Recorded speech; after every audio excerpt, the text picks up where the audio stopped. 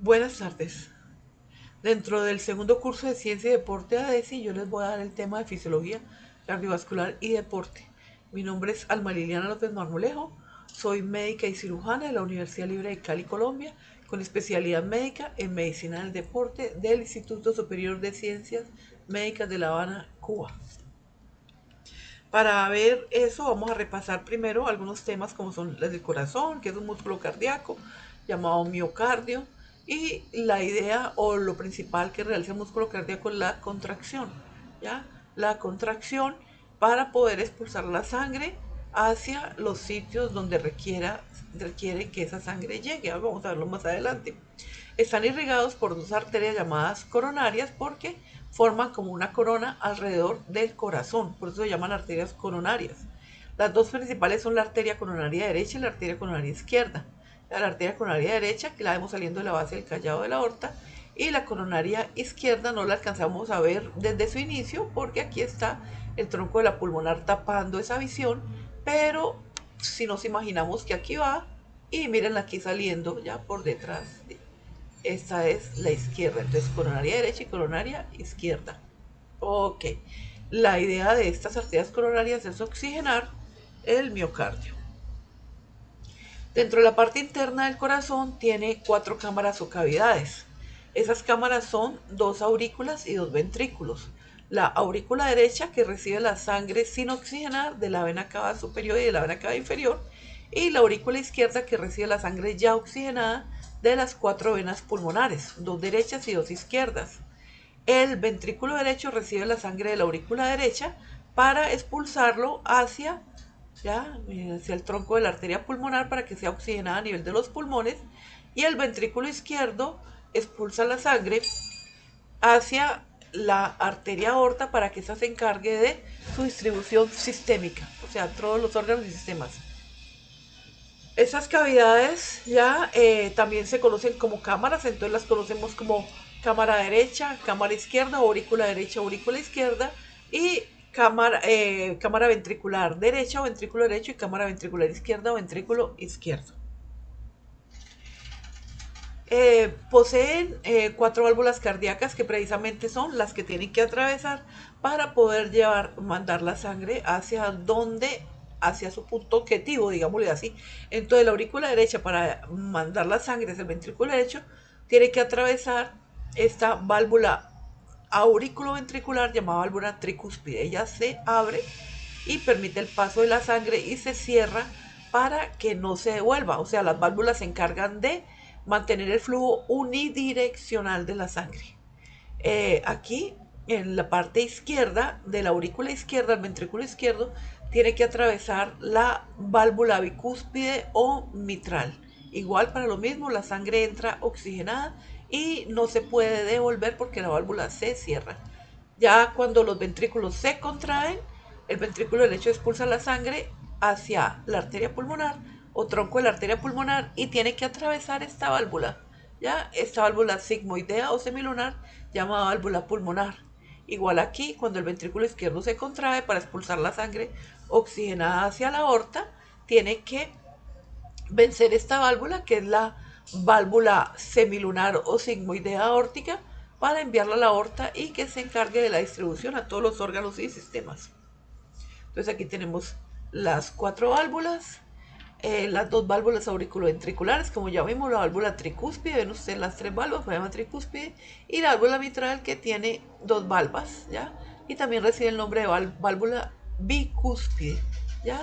Aquí también observamos ya la válvula aórtica que está en la base del callado de la aorta, y la válvula pulmonar al inicio del tronco de la arteria pulmonar. Para que esa contracción se dé, el corazón tiene un sistema eléctrico intrínseco, porque es propio de él, pues ya que el corazón es el único órgano que tiene la posibilidad, ¿ya?, o la ventaja o la función de generar su propia autoconducción eléctrica, ¿ya?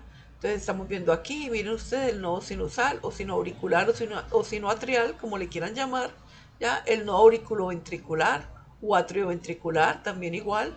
El haz de His, el haz de His, miren, desde acá hasta acá, y terminando en las fibras de Purkinje. Entonces los cuatro elementos del sistema de conducción son el nodo sinusal, nodo auriculoventricular, haz de His y fibras de Purkinje. Este nodo sinusal o sinoauricular se encuentra localizado en la pared posterior de la aurícula derecha, debajo de la auriculilla, y está compuesto de células eléctricas especializadas en la conducción cardíaca. Para él mandar la señal, ya en el momento en que se activa o que se despolariza, ya manda la señal a través de tres fascículos, ya, que van de nodo a nodo y se llaman fascículos internodales, aquí en la aurícula derecha, y a la aurícula izquierda a través del haz de Bachmann, ese que logran ver ustedes acá, ya, listo. Cuando el impulso llega aquí al nodo auriculoventricular, el nodo auriculoventricular retiene el impulso por 0.13 segundos aproximadamente para permitir que a los ventrículos le sigan llegando sangre, o sea, evitar que se contraigan y así permitir la maximización del llenado ventricular. Después de esos 0.13 segundos pasa al haz de His, que tiene un fascículo lateral derecho y un fascículo lateral izquierdo, ¿ya? Y esos fascículos lateral izquierdo y derecho terminan en las fibras de Purkinje, que lo que hacen las fibras de Purkinje es que su velocidad es 6 veces superior al resto del sistema de conducción para que el ventrículo se despolarice al mismo tiempo. También el corazón en algunos momentos es comandado por el sistema extrínseco. También, no digámosle comandado, sino también interviene el sistema extrínseco. Está compuesto el sistema extrínseco por un sistema hormonal y un sistema nervioso autónomo. El sistema hormonal está compuesto por las hormonas catecalominérgicas o catecolaminas, como son la adrenalina y la noradrenalina. Y el sistema nervioso autónomo, como ya sabemos todos, se divide en sistema nervioso simpático y sistema nervioso parasimpático. A nivel cardíaco, el sistema nervioso simpático es activador y el sistema nervioso parasimpático es depresor. Por lo tanto, a nivel cardíaco, el sistema nervioso simpático aumenta la frecuencia cardíaca, aumenta la fuerza de contracción, y el sistema nervioso parasimpático disminuye la frecuencia cardíaca y disminuye la fuerza de contracción. El sistema circulatorio tiene una serie de respuestas cardiovasculares al ejercicio, ¿ya? Cambios que se generan, que vamos a ver ahora, una serie de cambios, una serie de respuesta a mayores demandas, frecuencia cardíaca en reposo y respuesta anticipatoria. Entonces, como respuesta cardiovascular al ejercicio, presenta cambio a nivel de la frecuencia cardíaca, volumen sistólico, gasto cardíaco, presión arterial, sangre y flujo de sangre. A nivel de mayores demandas, como respuesta a mayores demandas, aumenta la demanda de oxígeno por los músculos activos, se utilizan más nutrientes, se aceleran los procesos metabólicos y se crean más productos de desecho. En cuanto a la frecuencia cardíaca de reposo, en una persona normal, incluso sedentaria, va de 60 a 100 latidos por minuto sin problemas, este es el rango usado, pero una persona que pertenece a la élite, digámoslo así, un deportista de rendimiento, de resistencia, puede tener el reposo de 28 a 40 latidos por minuto, que es lo que nosotros llamamos bradicardia fisiológica o bradiarritmia fisiológica. La frecuencia cardíaca tiende a disminuir con la edad y también aumenta con cambios climáticos y cambios ambientales como son la temperatura y la altitud. La respuesta anticipatoria se refiere al aumento de la frecuencia cardíaca por encima de los valores normales antes del ejercicio, y esto está producido por las hormonas noradrenalina y adrenalina, que le dicen al cuerpo: listo, ya vas a competir o ya vas a empezar el programa de actividad física, ya el momento en que va a empezar, y esos valores entonces se aumentan. El incremento de la frecuencia cardíaca se incrementa rápida y proporcionalmente a la intensidad del ejercicio, ¿ya?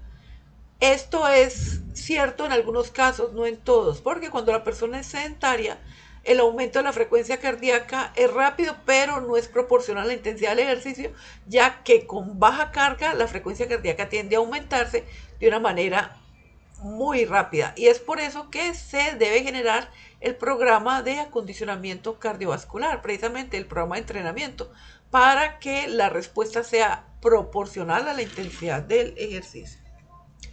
También se incrementa el consumo máximo de oxígeno.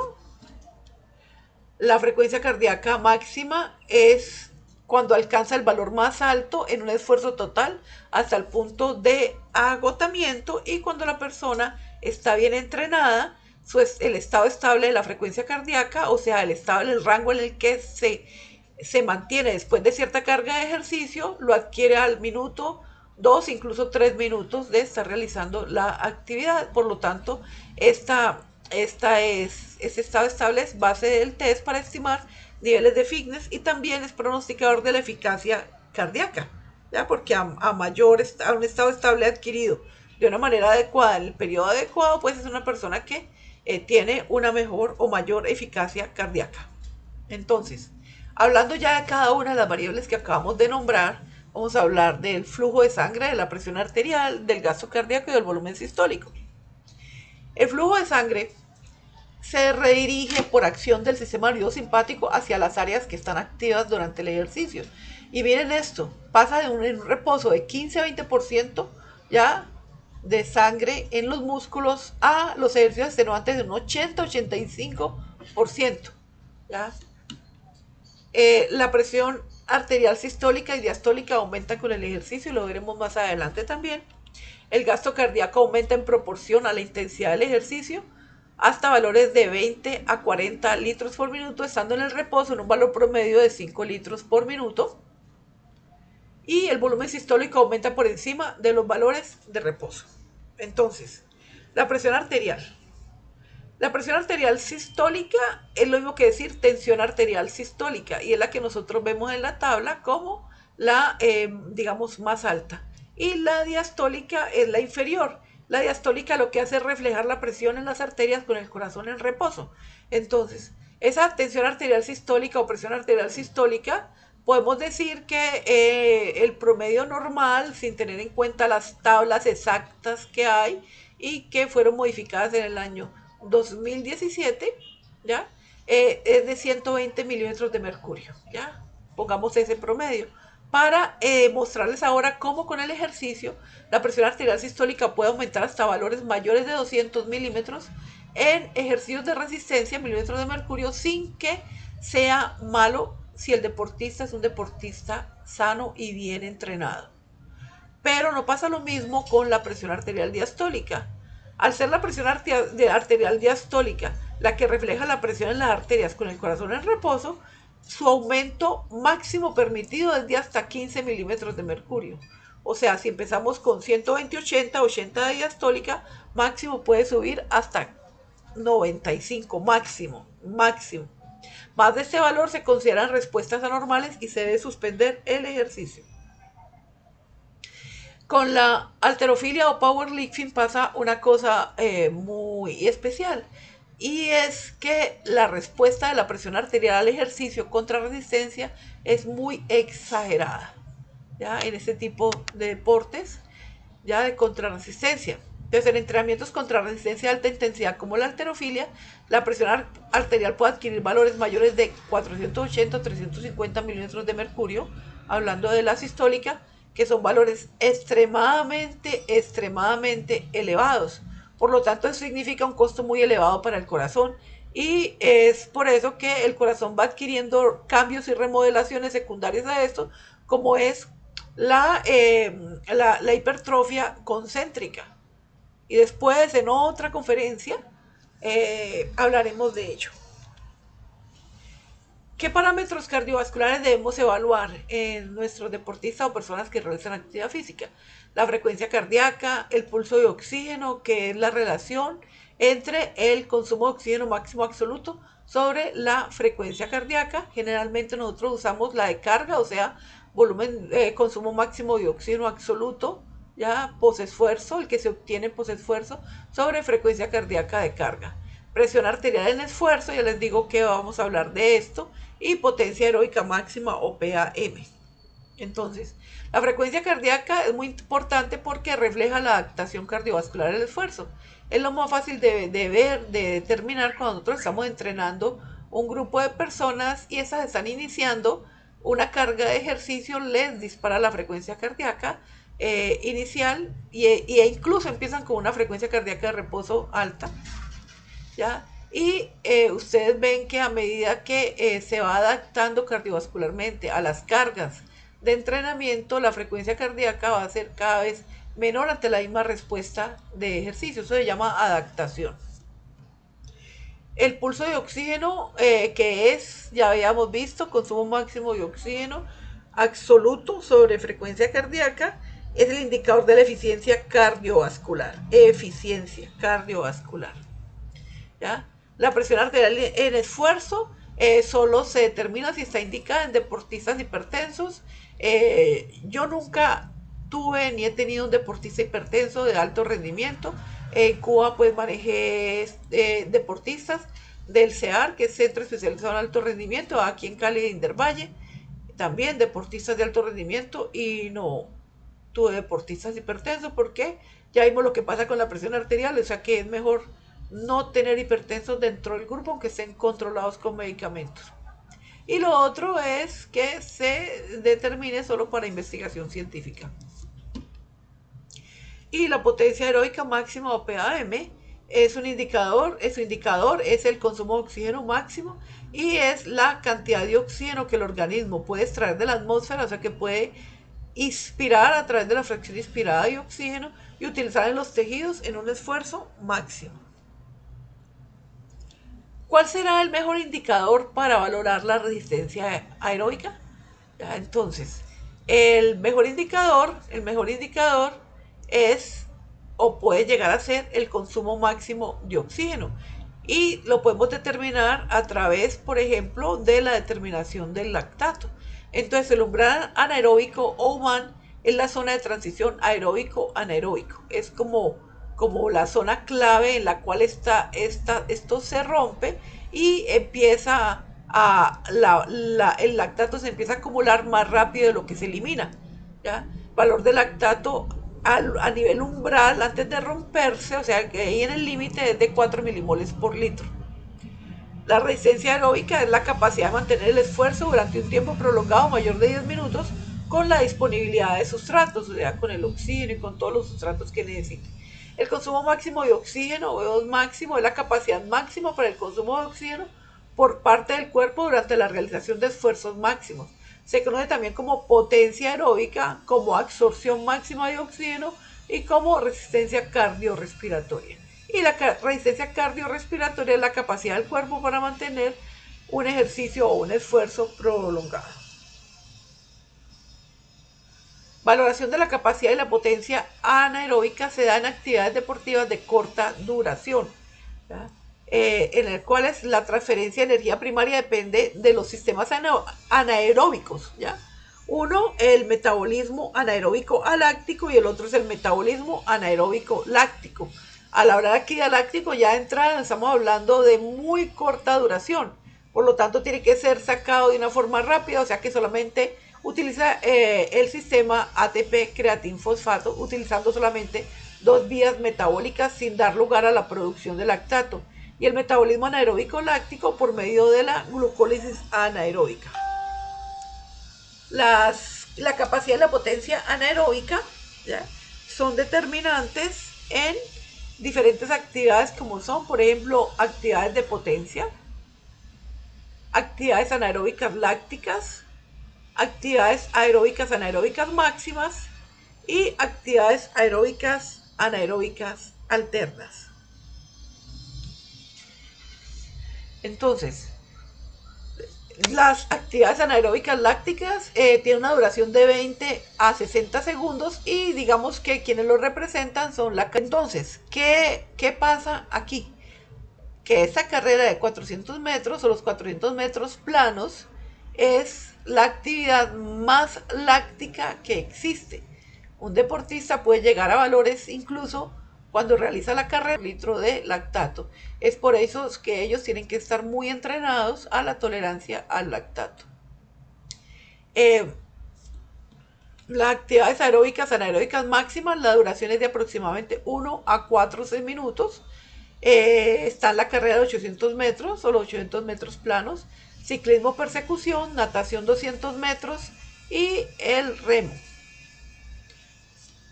Dentro de las actividades anaeróbicas alternas están los deportes por equipo y los deportes de combate. Entonces ya saben, deportes por equipo, fútbol, voleibol, ya, baloncesto, y deportes de combate, judo, karate, boxeo, etc. Y las actividades de potencia tienen una duración de hasta 10 a 20 segundos. Está la carrera de 100 metros planos, natación 50 metros, saltos y lanzamientos.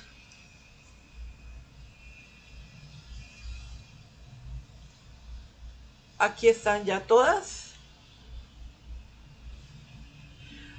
Otras variables de fisiología del esfuerzo. Entonces están los MET, el equivalente a un MET, la deuda de oxígeno y el desacondicionamiento cardiovascular. El MET es el equivalente metabólico, eso quiere decir la sigla. Es una unidad usada para estimar el costo metabólico, ¿ya?, de la actividad física. Ya se utiliza como MET en los departamentos de rehabilitación cardíaca y en algunos sitios de evaluación médico-deportiva, ¿ya? Y tendremos que saber que el MET equivale al ritmo metabólico en reposo de aproximadamente 3,5 mililitros de oxígeno por kilogramo de peso por minuto. Por lo tanto, si uno quiere convertir los MET que se usaron en esa actividad, simplemente lo multiplica por 3,5 y me da el consumo máximo de oxígeno indirecto. La deuda de oxígeno, que es el excesivo consumo de oxígeno post ejercicio.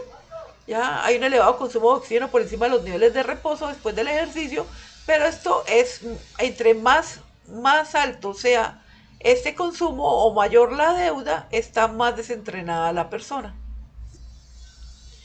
Y el desacondicionamiento cardiovascular, que es la reducción de la capacidad del sistema cardiovascular para aportar suficiente oxígeno y nutrientes. Aquí tenemos por qué sirve, para qué sirve más bien el entrenamiento de tipo aeróbico. Pues el entrenamiento que mejora los sistemas de producción de energía aeróbica y que puede mejorar la resistencia cardiorrespiratoria. Y va a demorar la aparición de la fatiga en una forma mucho más, o va a aparecer en una forma mucho más tardía. Es por eso que el entrenamiento de tipo aeróbico también se está utilizando a nivel de las empresas, ya de sus empleados que tienen un trabajo de 8 horas de duración, para que su productividad sea mucho mejor.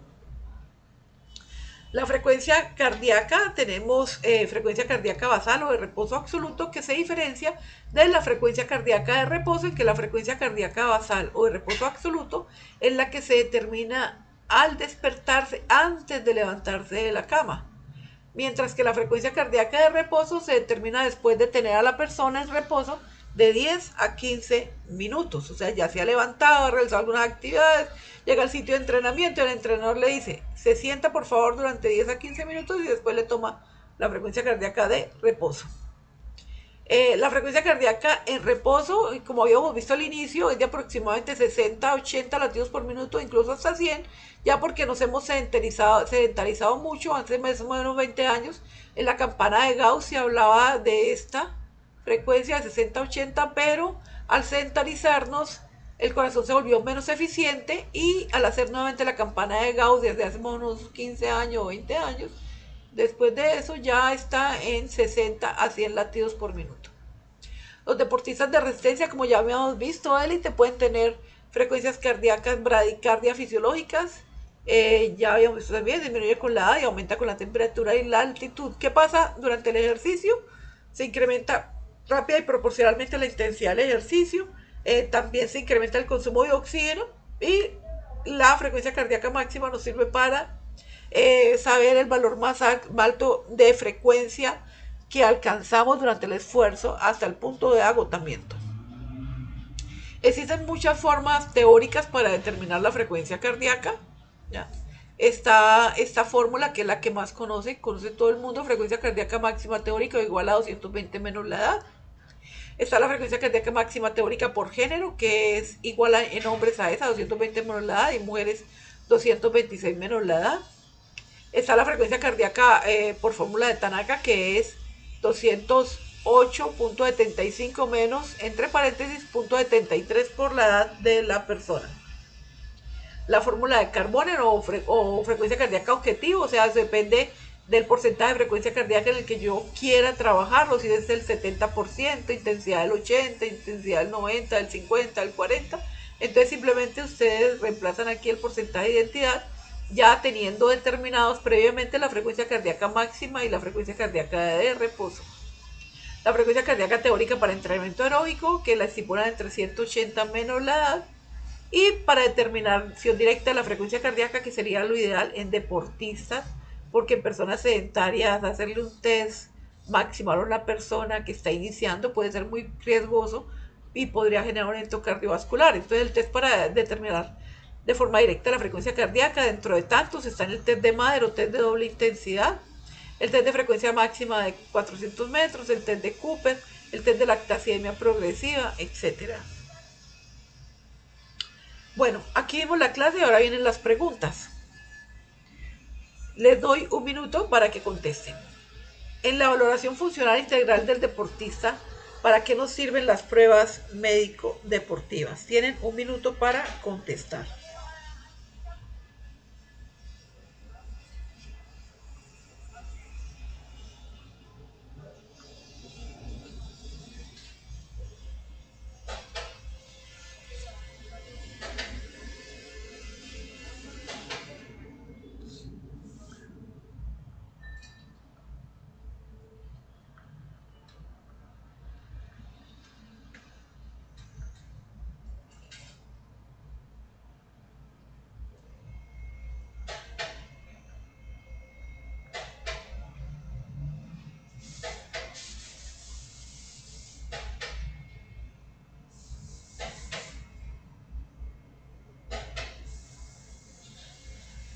Listo. Para evaluar la capacidad funcional del atleta. Pregunta igual, tienen un minuto para contestar. ¿Qué sucede con la frecuencia cardíaca de reposo en los deportistas de resistencia élite?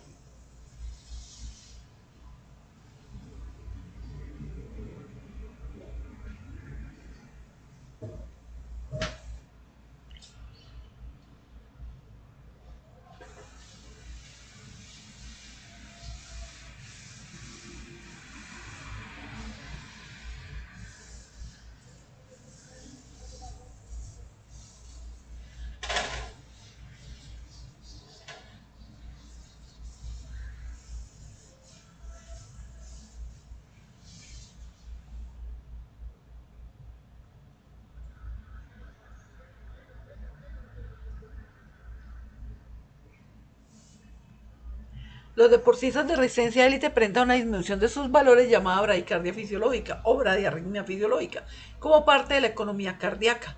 Los valores normales oscilan entre 60 a 100 latidos por minuto y los sometidos al entrenamiento de resistencia pueden tener valores en un rango de 28 a 40 latidos por minuto.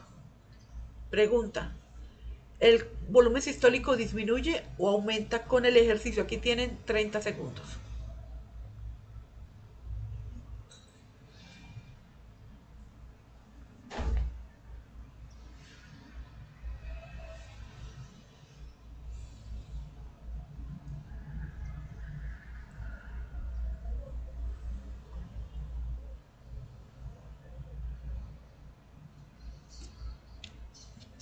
Aumenta por encima de los valores de reposo durante el ejercicio.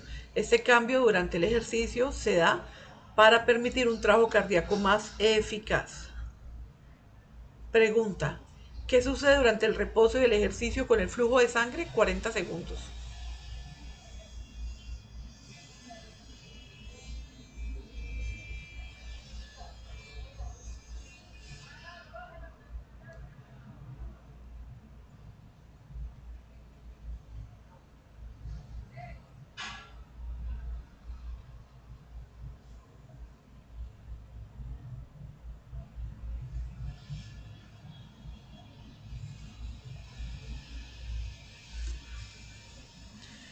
La sangre se redirige por acción del sistema simpático hacia áreas que están activas durante el ejercicio. En el reposo, entre un 15 a 20% va a los músculos. Durante la realización de ejercicios prolongados y extenuantes, entre un 80 a 85% va a los músculos. Pregunta, 30 segundos. ¿Qué es resistencia aeróbica? Defina.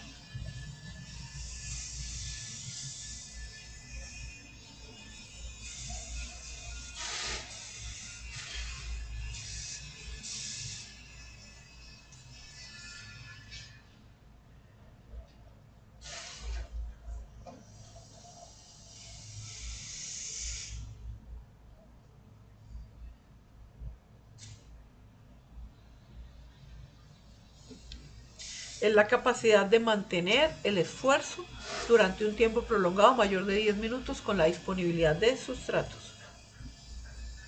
Pregunta.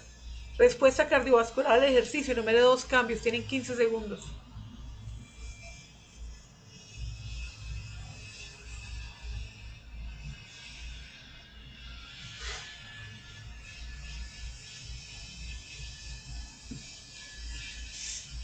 Bueno, se lo vas a enumerar todos. Son cambios en la frecuencia cardíaca, en el volumen sistólico, en el gasto cardíaco, en el flujo de sangre, en la presión arterial. Pregunta, tiene 20 segundos. ¿Cuál es la acción que tiene el sistema nervioso simpático en el sistema cardiovascular durante el ejercicio?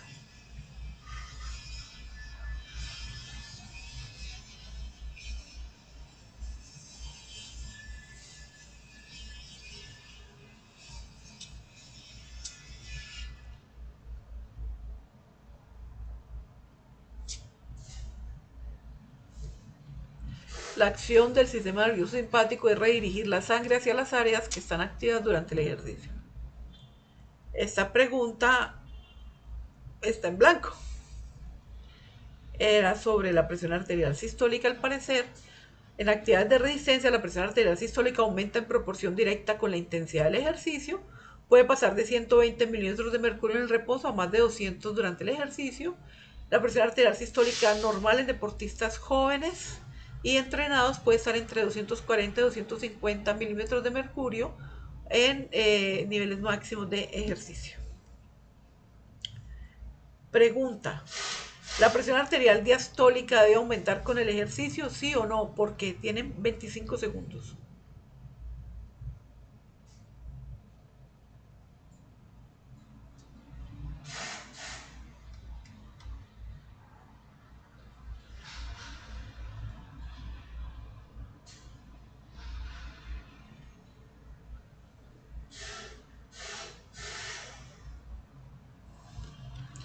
La presión arterial diastólica, como habíamos visto, refleja la presión en las arterias con el corazón en reposo. Con el ejercicio no debe aumentar significativamente. El máximo que puede aumentar es hasta 15 milímetros de mercurio, ¿ya? Porque valores mayores o iguales a 15 milímetros de mercurio se considera una respuesta anormal y se debe detener el ejercicio. Pregunta. Defina frecuencia cardíaca máxima, tienen 20 segundos.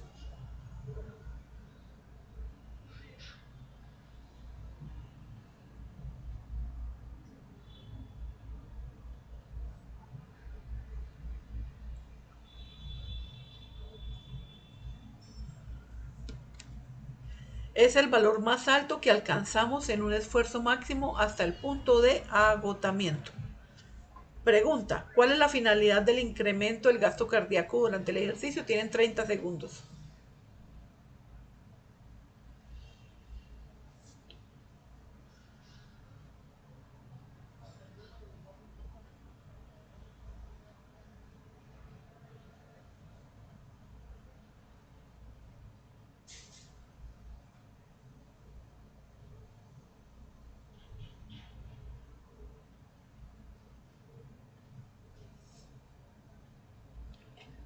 Pregunta, respuesta, perdón. La finalidad es satisfacer la incrementada demanda de oxígeno por parte de los músculos en actividad. Pregunta, ¿cuál es el indicador de la eficiencia cardiovascular? Tienen 15 segundos.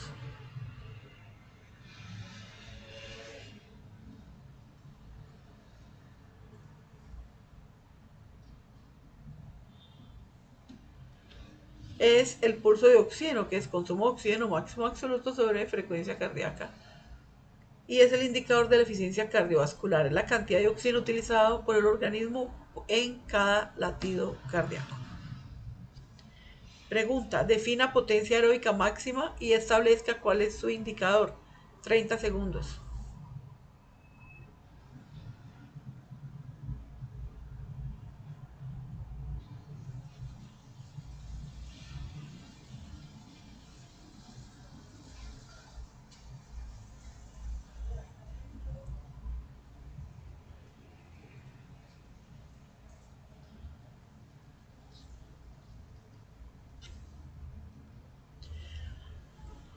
La potencia aeróbica máxima es la cantidad de oxígeno que el organismo puede extraer de la atmósfera y utilizar en los tejidos en un esfuerzo máximo. Y su indicador es el consumo máximo de oxígeno. Pregunta, enumere uno de los objetivos fundamentales de la evaluación fisiológica. Tienen 15 segundos.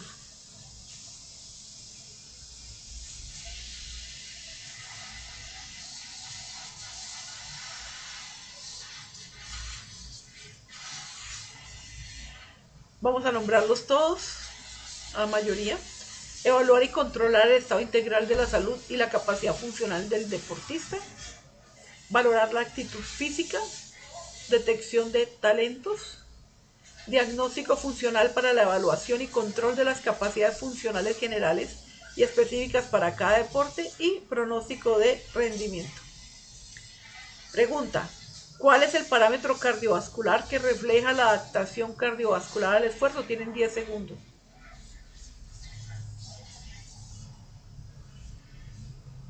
La frecuencia cardíaca. Reverencia.